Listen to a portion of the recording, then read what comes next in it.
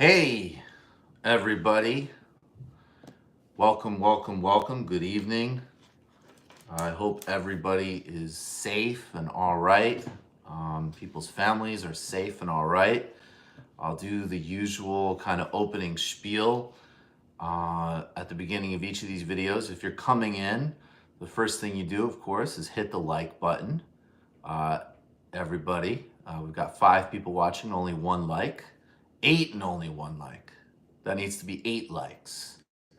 17 likes. First thing you do, smash the like button, and it's a tremendous job. I hope everybody's doing well. If you are new to the channel, make sure you hit subscribe so you can get all content, and of course, hit the bell so you get the notifications for the live streams. During this stream, it's going to be a little different. Not too different, but I'm going to do a little bit of a 10-minute, probably like a 10-15 minute spiel of stuff I've been thinking about. Definitely hit with super chats because that's a big reason we do these. Partially it's because there's so much to get out, and then also the super chat donations really help the channel along, which is important for the overall show, obviously, in terms of more and more people discovering it. And then after that, I'll take some super chat questions. I'm going to be even more selective. So even if you do a super chat, I can't promise I'll answer the question. The question has to be smart, and it has to be interesting. It has to be worthwhile. So if you're coming in, again, welcome, greetings, peace and love. Smash the like button immediately. And of course, guys, if you can, go to patreon.com/TMBS and become a patron. Get way more content. Our goal is to get to 4,000 patrons this month, and we're going to do it. Incredibly excited about it. Tomorrow, live stream on Rejecting a Cold War with China with Robert Wright, 2 o'clock on TMBS. And for patrons, the second part of Teamsters and Strategy with Dustin Guastella. Awesome conversation. If you haven't yet, watch the first part of it. It's public. We streamed it on Thursday. And again, guys, 98 watching, 37 likes. Make sure you hit the like button. It's bizarre how much it helps with the algorithm. What a crazy system. But do it. Hit the like button. And if you haven't yet, I'll also say I'm really excited about everything we're doing at Jacobin and Ann and I's new show. So if you haven't done that yet, go over, watch Weekends, subscribe to the Jacobin channel, watch the Stay at Home series. And on Tuesday, Torrey Reed and Doris Paulo are going to be on the show. Joshua Kahn Russell is in the chat. Brother, I love you, man. Can't wait to talk with you soon and have you on the main show on Thursday. So a couple of things I wanted to run by you guys. I've been thinking about this paradox, and there was a very good piece in the Jacobin called Liberal Democracy's in Trouble and Liberals Won't Save It. And it's a theme that we've been seeing since 2016 in the height of the Trump age and the rise of the global authoritarian right, which is that liberal intellectuals, and I'm not talking here about people affiliated necessarily with the Democratic Party or sort of like discredited centrist hacks. I'm talking about people who are committed to the ideological trajectory, the political project of liberalism. They're scared for obvious reasons, right? Liberalism and the sort of default assumptions going back to, say, the post-World War II era are in question. Markets are in question. Technocracy is in question. And the institutions, rules, and norms of liberal democracy itself are being aggressively challenged across the democratic world. And what these people do when they discover that is they, on one hand, they're actually in some cases even willing to acknowledge that part of the reason for this was because there was already a democracy gap, right? Global trade regimes, transnational institutions, these things were already seriously undermining real, genuine democratic activity, right? So if you go back to Thomas Friedman writing about the golden straitjacket in the late 1990s, where he said, this is the model of globalization every country in the world has to follow if it wants to be successful, period. That's not democracy. I mean, he's specifically saying, essentially, this is a Coke and Pepsi choice, right?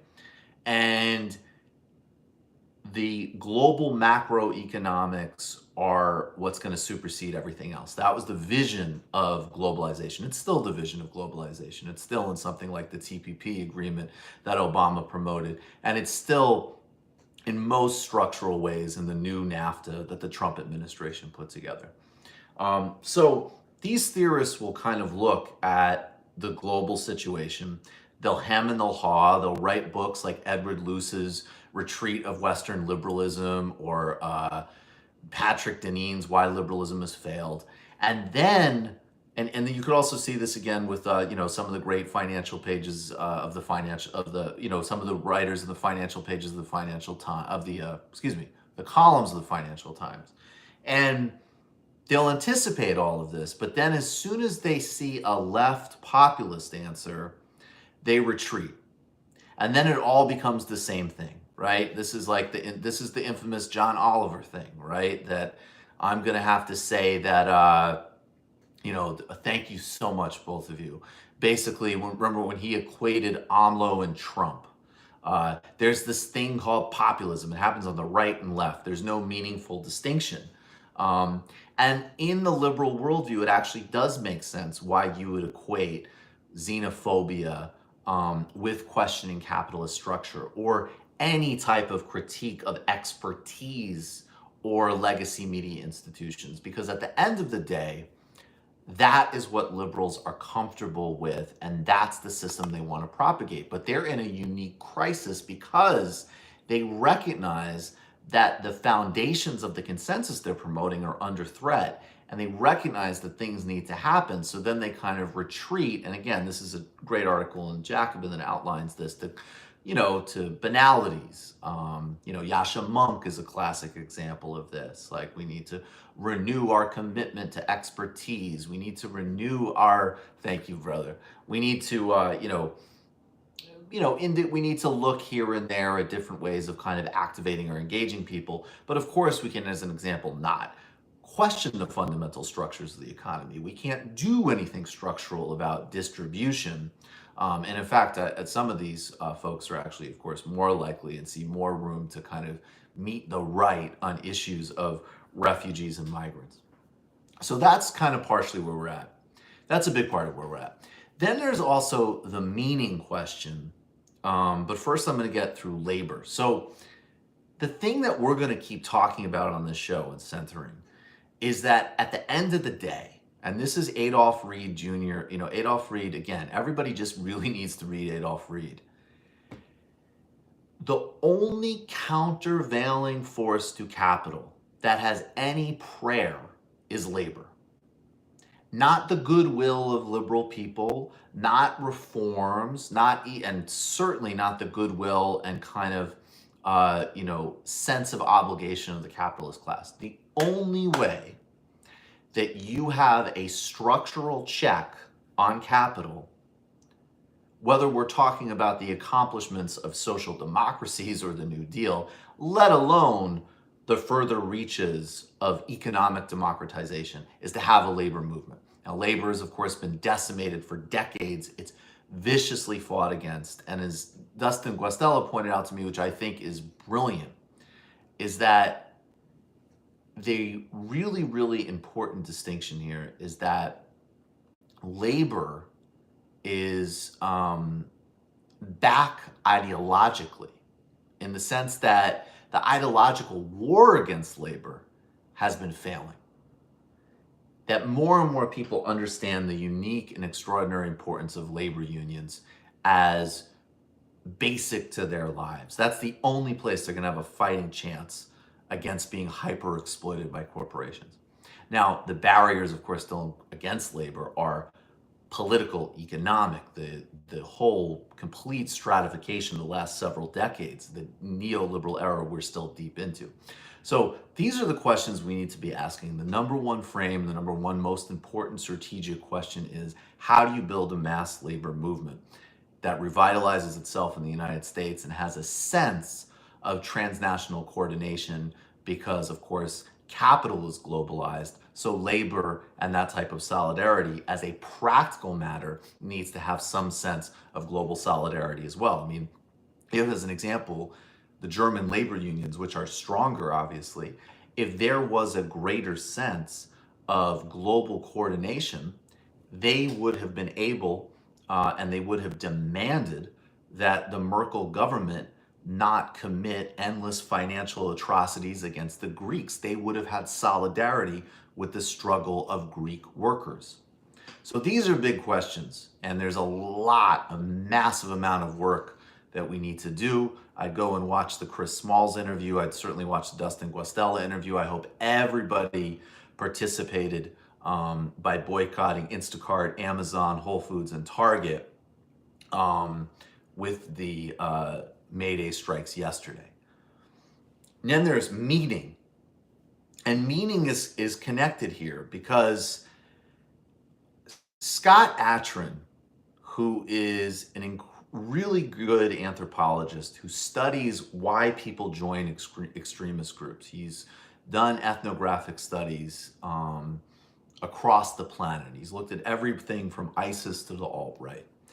And even though he is absolutely secular, he talks about the need for purpose and meaning and even sacred purpose in people's lives. And he identifies alienation, particularly amongst young men, who, if they are, downwardly mobile, there is a lot of problems in terms of finding economic justice as well as purpose and meaning in these young men's lives in deindustrialized societies, as an example. This is a really important area, and an area that requires a huge amount of intelligence and compassion and strategy, right?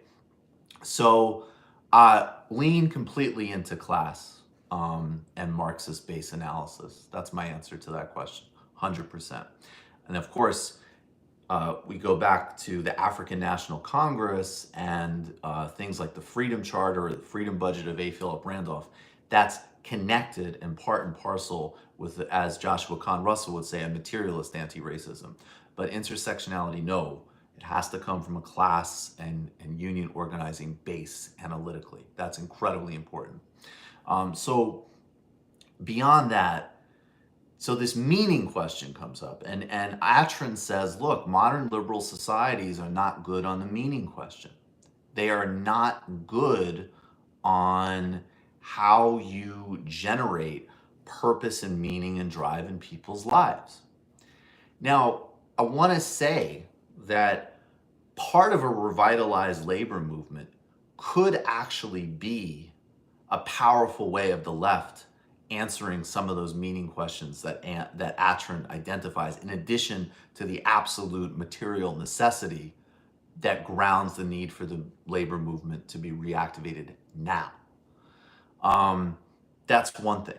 The other thing is that even amongst, we've talked a lot about, and obviously Atran talks about, populations that, as an example, might face extreme racism or be refugees or deal with other issues in the context of, as an example, Europe, right?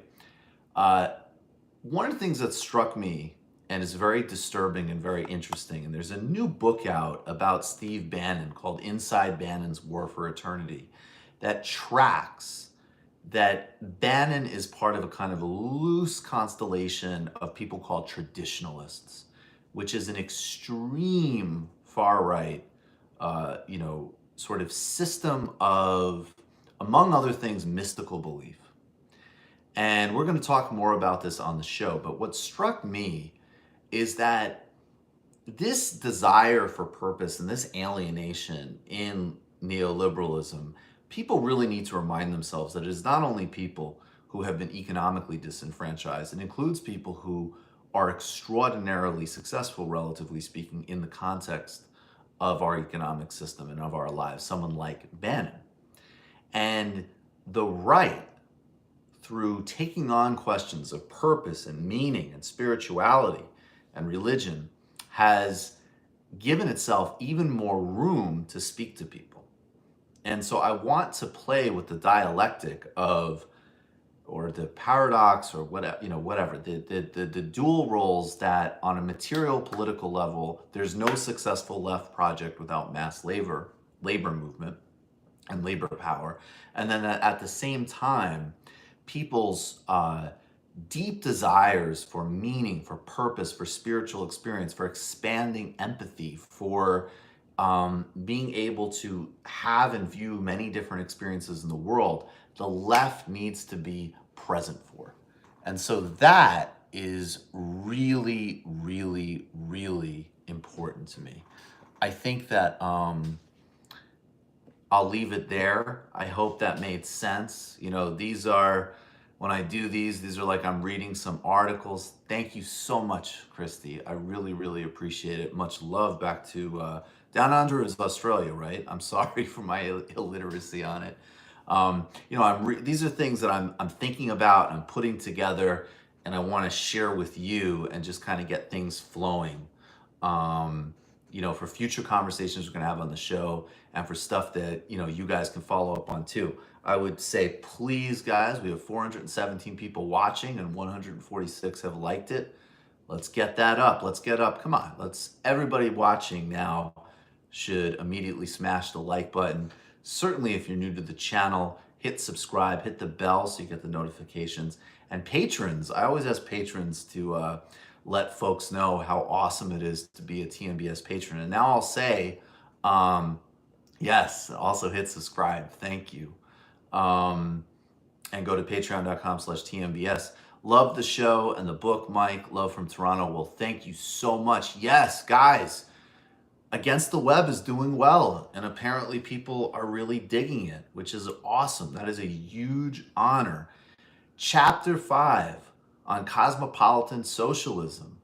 And when I talk specifically again about the African National Congress's Freedom Charter, that stuff is big. This is a big part of the project that has a lot of meaning for me. I'm really excited about it. And the critiques of some of these figures are also really good. I'm really happy with the book. And so there's a bigger vision in it, bigger questions that definitely transcend these busters that I'm writing about. But also, look, if you know people who are going down that IDW rabbit hole, get them this book and get them onto better, more sophisticated things. Please react to Larry King dunking on Dave Rubin again. Wait. All right. See, because I'm so burned out of Dave Rubin segments, but I'll tell you what. If Larry King dunked on Dave Rubin again, that's definitely another fucking segment. That's amazing. Kowalski, dragging farmers back to labor is my ultimate goal. Explaining family foreign policy on an international level to stop the corporatization of agriculture isn't a hard sell, but people feel weak and alone. Patreon is worth it. Kowalski, first of all, thanks a million for that endorsement. And I love that comment. And it's another thing I have my eye on amongst a number of different areas, including some of the local sustainability stuff. We got to do more content on family agriculture, organic agriculture, and how fighting these horrifying agro-conglomerates fit into the whole picture. A guy asked if he could get the book shipped to New Zealand without using Amazon. Is there a way? Damn it. Honestly, I don't know. That I don't know. Hit the like button, please. Thank you so much. I'll try to follow up on it and have answers on Tuesday. If you're in the United States or Canada, order it at Red Emma's or go to IndieBound and put your zip code in and find a local bookstore, preferably Red Emma's. Red Emma's is worker-owned. They're awesome. Really, really like supporting them. It's a great community. Outside of the country, I am not 100% sure. So, yeah, but I will think on that. And even though don't order it on Amazon, order it at Red Emma's or on IndieBound. But if you dug it, go throw a 5-star review on Amazon. How can the left and labor more broadly take advantage of the goodwill emerging from essential workers archetype that emerged from the media? Well, They are. And I think, again, it's just like a very great and simple reminder that for decades there's been all this bullshit and propaganda and lying and very sophisticated propaganda. I mean, another thing we're going to cover more on the show, and particularly in the illicit histories, is the formation, like the creation and the history of the industry of PR and astroturfing and political consulting firms in both Democratic and Republican parties. The effort to make you hate labor, which is the best thing for you. Labor unions decrease inequality. Labor unions enhance living standards. And labor unions are a key part of the path to an empowered, interesting, innovative, and democratic economy. There's been a huge amount of effort to make you not think that and not see that. And now, when we see the absolute barbarism and how absolutely fucking disgusting Target and Amazon and Instacart and all these other places are to their workers, not even providing them basic protections, let alone hazard pay, yes, it's 100% right. But it's not because these companies are individually disgusting. It's because of a structure that will always exist if you don't have powerful labor. You should try a wig and a fake mustache and use a name to get on the Rubin Report, surprise dunk on him. He'd probably fall for it, to be honest. That actually, you know what? If there was like a year-long project of like, yeah, it wouldn't even be that hard. It's like, yeah, I taught at a community college, and the kids just they don't believe in free speech anymore. I also believe the moon landing was fake because it was part of something I call the gay civil rights conspiracy. Though I don't hate gay people. Anyway, I got a Patreon. Can I get on your show, Dave? That would be fucking awesome. 474 people watching, 239. Please do smash the like button. If you're new here, make sure to hit subscribe and hit the notification. And definitely go. This month, we're going to get to 4,000 patrons on Patreon. Go to patreon.com/TMBS. You get at least 2 times extra content, and those histories are really, really important. Anybody else have any other questions, impression requests, feedback on the comments earlier? I think the labor stuff is obviously essential. Live reading of Don't Burn This Book soon. I don't know. Honestly, I'm so fucking burned out on the Dave Rubin shit. And again, it's also like, there was a really important part of like, as silly as it was, this guy was an actual conduit for something. I mean, now he's just like a meme. Okay, I'd like to hear your thoughts on the necessity of the left in the U.S. rebuild an actual powerful left institution beyond the AFL-CIO unions who actively fight the co-op. And the well, look, I got to tell you, no. I mean, AFL-CIO is so fucking important. It doesn't mean that we don't have disagreements, but we have to start understanding that the labor unions, including the ones that have been the most conservative, are acting defensively. And they're acting because they're under complete siege in this country. And they still do a huge amount of important work. I mean, the AFL-CIO dealing with the Trump administration is still giving a human rights award and talking about Lula when he's a political prisoner. Now, yes, Mondragon, Cooperation Jackson. I mean, actually, these are both things that I write about along with Richard Wolff's amazing work in my book. But the question that we have to ask is how work like this can support mainstream labor institutions and add to the capacity.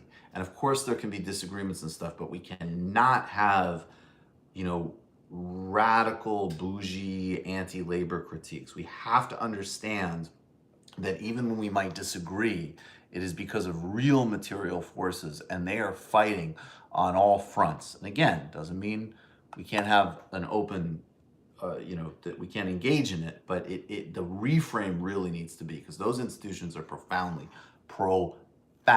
important. I've never sent a super chat to anyone, even the great Jimmy Dore, but I think it's worth it in your case. Keep up the fight. Well, much appreciated. Thank you so much. Stay safe, stay strong. US and UK are trying to push for national service. How can we oppose this? And what would be left's response to this? Can there be a left national service?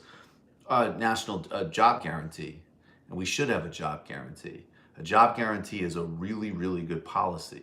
And if we have a national job guarantee, it can include and encompass service because we can support jobs like builders and artists and mentors, people from who have enormous social value. It doesn't just need to be on a linear market metric. We're paying people to use their talents and their capacities to be useful. We absolutely should have a federal job guarantee.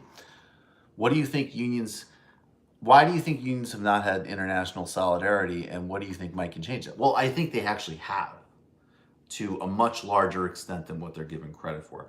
Again, we really need to look at we can look at the mistakes, we can have these critiques, but the over 98% reason that unions are beaten back in the United States is because of the pure unmitigated power of corporations. And unions actually, including on the international level, have fought valiant fights.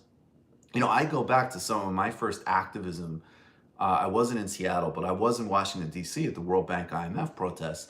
Tons of mainstream unions were there. They were major focal points. And of course, they're talking about American jobs and the people in their locals. Obviously, that's where it's going to start. But they were profoundly committed to fighting the exploitation of sweatshop labor and the abuse of farmers and workers across the world. So our job is to enhance labor voices, to help develop strategy, and to help build a much better popular understanding of labor and how it works. Saw Michael Moore on the last Jackman show. He completely dodged question on Jordan Chariton's Flint reporting. Why did you let him? That's probably a question I should have ignored. That seems like sort of a dumb one. I don't think that he was ignoring it. I think, to be honest with you, my read more is that he wasn't sure what that report was, which honestly, I wasn't sure what that report was either. I saw a lot of people asking me to say it, so I did because it sounded really important. But I don't think he was like dodging anything. Anyways, it's a really important report, and people should look it up. Rick Schneider should be in jail. At the bottom, at the New Zealand book purchase, try Fish Pond. It's listed. Guys, buy it from Fish Pond. Buy Against the Web from Fish Pond, at least in New Zealand. I'm assuming also in Australia. Fish Pond. That is fucking awesome. Thank you so much for that info.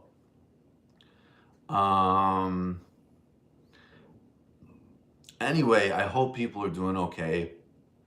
I hope you have some access to community and resources. I would definitely try Joseph Goldstein guided meditations.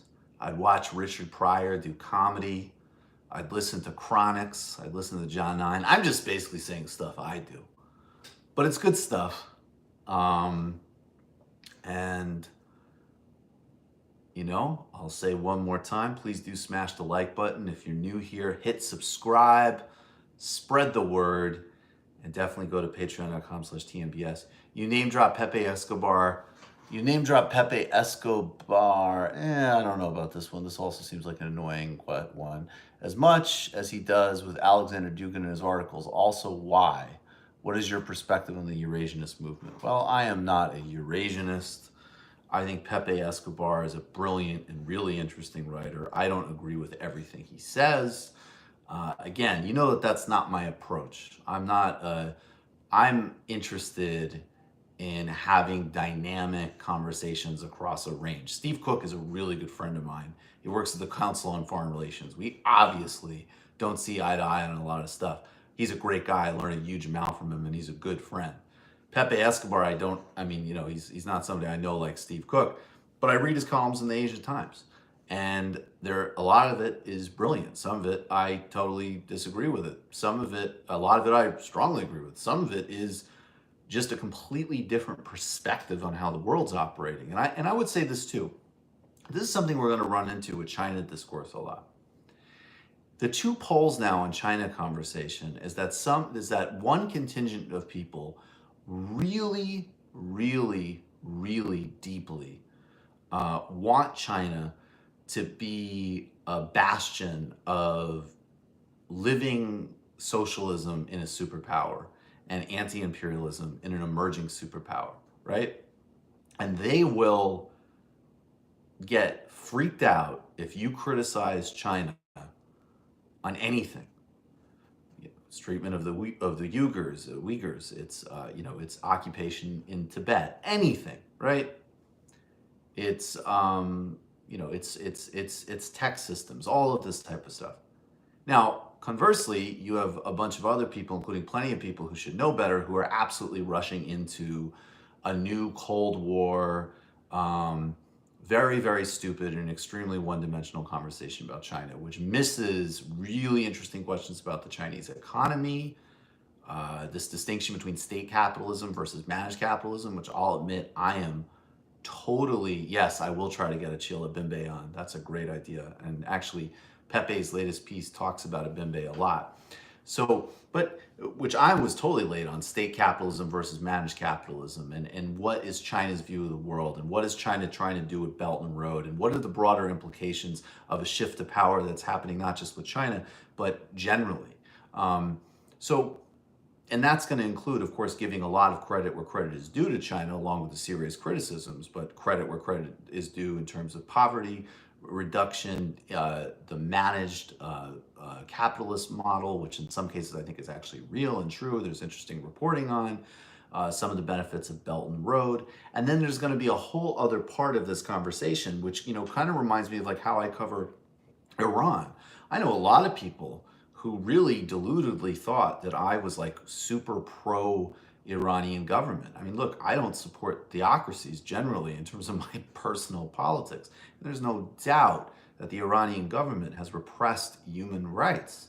And at the same time, the Iranian government has a fascinating and really important intellectual lineage. It rid itself of a vicious Western-backed dictator. It is targeted obscenely by the United States, which now, of course, in 2020, basically nobody disputes with the just relentless, grotesque war against Iran by the Trump administration. And so with some of these places, it's just that you have to understand how they actually work and what people's thoughts and perspectives are. It doesn't mean that you have to agree with all of them. I actually wish more people on the left would sometimes approach some aspects of, frankly, the mainstream of the U.S. policy apparatus like this. Some level of politics has to have a certain level of objectivity. So Pepe Escobar is a brilliant, creative journalist who has covered a lot of things, including things in Brazil, extremely well. He did a great interview with Lula. And he's also somebody who has a plug in to what the world looks like from a Chinese, Russian, Iranian, Eurasian perspective. Does that mean you agree with all of it? No, but it means that I'm extremely committed to getting as many perspectives, not in terms of opinions, but literally world conceptions on the show as possible. Because particularly as we start to talk more about the dynamics of the growth of Asia, that's going to be extremely important. All right, guys, I kind of went on a little bit of a tear there, but that's really important to me. I think, this is another reason I'll not get into it right now, but Jeremy Johnson, this idea, and Brett Cooper, and this idea of meta-modernism. I mean, this stuff is really, really significant. We have to be able to hold and move through multiple perspectives. All right, guys, this was a very heady one, but I think it was good. Does anybody have any last questions or comments in the super chat before we sign off? And again, it always needs to be explained that understanding and context is not agreement or support. There has to be a part of this stuff that is just realism, not moralism. I'm not a moralist. And certainly when you're talking about things as complex as geopolitics. Any final questions or comments on the super chat? I hope everybody's doing all right. What's a good way to support local unions? Well, we're going to do a lot more of spreading the GoFundMe, like the Amazon strike unions and stuff, so we can actually get like literal money to people. But I think also, again, these are just going to be more conversations we're having and what we're going to try to develop out. But off the top, look at GoFundMe for these unions to support. In ways that you can support unions who need resources or need support to go on strike or take other important actions. Folks, I appreciate all of you. Stay safe, stay strong, and we'll keep building and do what we can. Be kind to each other, be kind to yourself. Peace and love. Take good care, guys. Good night.